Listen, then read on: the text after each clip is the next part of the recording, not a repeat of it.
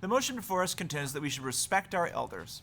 I align myself with this proposition, not as a call for uncritical reverence, but rather to acknowledge the limitations of youth and a recognition of the intricacies of the human endeavor that spans generations. I'm a psychologist, not a sociologist or an economist or a political scientist. I generally tend to focus on empirical research about individuals. In order to form a grounded opinion on the motion, it is essential to understand what a large body of research indicates about the psychological and behavioral differences between young adults and older adults. Most people believe, for example, that advanced age is accompanied by maturity and wisdom. This is reflected in official policies that set age thresholds for driving, military service, voting, drinking alcohol, and holding elected office. For example, the minimum age requirement for a head of state is 35 in the United States, 40 in South Korea, 45 in Singapore. Incidentally, the United Kingdom's minimum age for all elected positions is only 18, an interesting fact that may shed light on why this debate is particularly pertinent in the United Kingdom. Moreover, a brief glance at those in positions of power reveal a skew towards older individuals. The average age of a successful startup founder is 42 years old. The media-driven belief that successful founders are typically very young is untrue. The average British MP is 51 years old. The average CEO of a Fortune 100 company is 57 years old. The average age at the time of hire among S&P 500 company CEOs is 58 years old. The average age of G20 world leaders is 62 years old. The average U.S. Senator is 64 years old. The average member of the House of Lords, 71. And the current President of the United States is 81. These figures demonstrate that older individuals do wield significant power. Does this power translate into respectability? We confer respect to others not just for their power or status, but also for their moral character.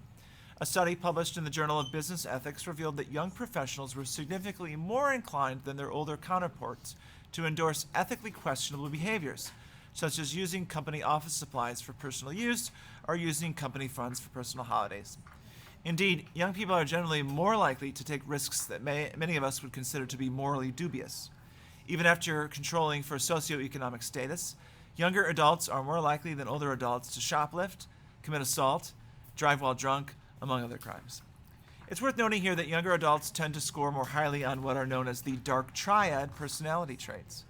In the realm of personal psychology, the dark triad encompasses three distinct yet interrelated traits: psychopathy, which is characterized by callousness and a profound disregard for others; narcissism, which is marked by an inflated sense of self-importance and entitlement; and Machiavellianism, which involves strategic exploitation and duplicity for personal gain. Study after study shows that these traits peak in the late teens and early 20s and then gradually decline with age. While the potency of youth might initially sustain these antagonistic and hostile traits, they tend to diminish as individuals grow older.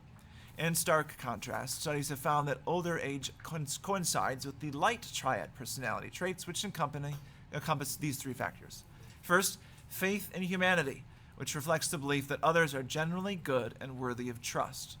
Second, Kantianism, which is about the philosopher Kant, which denotes that the propensity to behave with integrity and honesty is essential. And lastly, humanism, which involves a genuine appreciation for the successes of others. Older people tend to score higher on these light triad traits. Younger adults tend to have lower scores.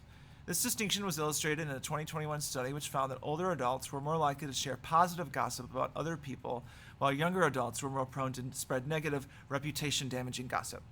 Supporting this pattern of behavior, developmental criminologists have documented an age crime curve, and this curve shows a peak in criminal behavior during adolescence and early adulthood, which then declines with age. Notably, younger age remains a significant predictor of crime, even when socioeconomic factors are accounted for. For example, in the United States, a 20-year-old man is 10 times more likely to commit a violent crime than a 60-year-old man. Beyond overt legal transgressions, younger adults are more deceptive in their everyday lives than older adults. A 2015 study found more than 1,000 individuals aged 6 to 77 found that young children and elderly adults are the least likely to tell lies, while young adults between the ages of 18 and 29 were the most likely to engage in deception and also displayed the greatest proficiency at formulating believable lies. Finally, research in behavioral economics underscores age-related differences in cooperative behavior.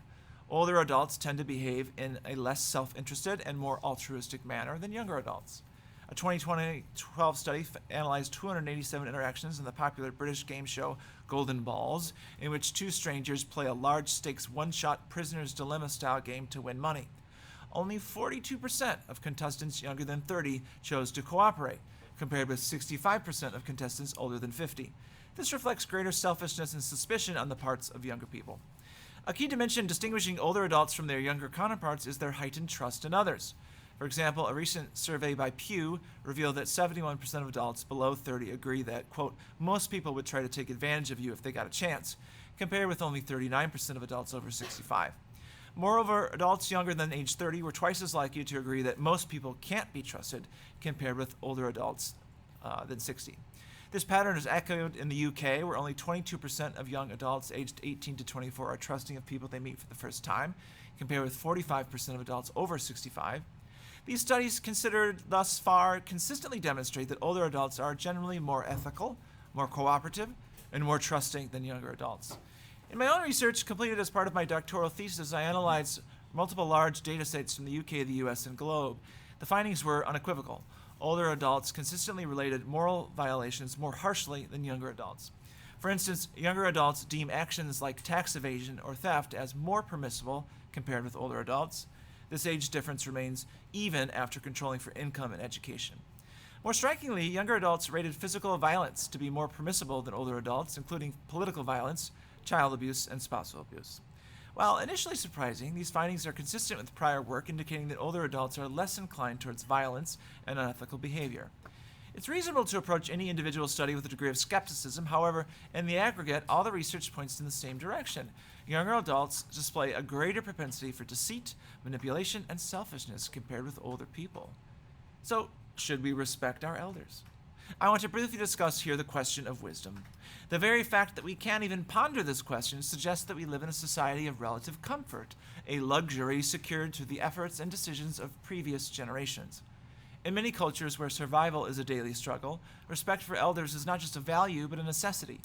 It is only in societies that have achieved a certain level of safety and material prosperity, thanks in part to the wisdom and sacrifices of older generations, that people begin to question and reproach those who laid the foundations of their historically unparalleled comfort.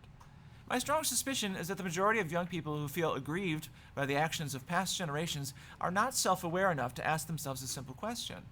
If you were born in the exact same year as your parents or grandparents, immersed in precisely the same milieu, with the same social and political forces, the same economic incentives, and the exact same cultural memes, would you have acted any differently? You and your towering intellect, who can barely operate a motor vehicle and can't even navigate an unfamiliar city or get a date without using a piece of technology invented by a boomer in 2007. You are fooling yourself if you think you can overlook the accumulated knowledge of those who come before you, including the careful study of their errors and their missteps. Not all old people are wise, but almost all wise people are old. I'm 33 years old, a decade or so older than many of the people in this room. I grew up in poverty and then in the squalor of the foster care system in Los Angeles. I started working for minimum wage when I was 15 and joined the U.S. Air Force when I was 17. By the time I was 23, I'd traveled to more than a dozen countries, deployed twice, and been arrested once. I lived a whole lot of life by that point. I learned a lot, and yet I knew only a fraction of what I do today. My point is not that you should respect me, but rather we should all start from the position of respect for people who have lived more life than us. You are all likely wiser and more worthy of respect now than you were at the age of 13. And with time, this trend will continue. As the political commentator Bill Moyer once said, quote, "The more days you live, the more things you know." True wisdom is not just about making good choices. It's also encompassing the ability to retain sound judgment across a diverse array of situations, especially unfamiliar and challenging ones. The founder of modern Singapore, Lee Kuan Yew, once said that, quote, "The lessons that elders have learned at great pain and expense can add to the knowledge of the young and help them to cope with problems and dangers they had not faced before." Unless you've personally lived through a wide range of circumstances and made a wide range of corresponding mistakes, you're unlikely to have acquired the knowledge necessary to navigate a variety of unique situations without blundering. Only by respecting elders enough to listen to how they made their decisions, including concentrating on where they might have gone wrong, can we hope to one day do better than them. And I'll leave it at that. Thank you.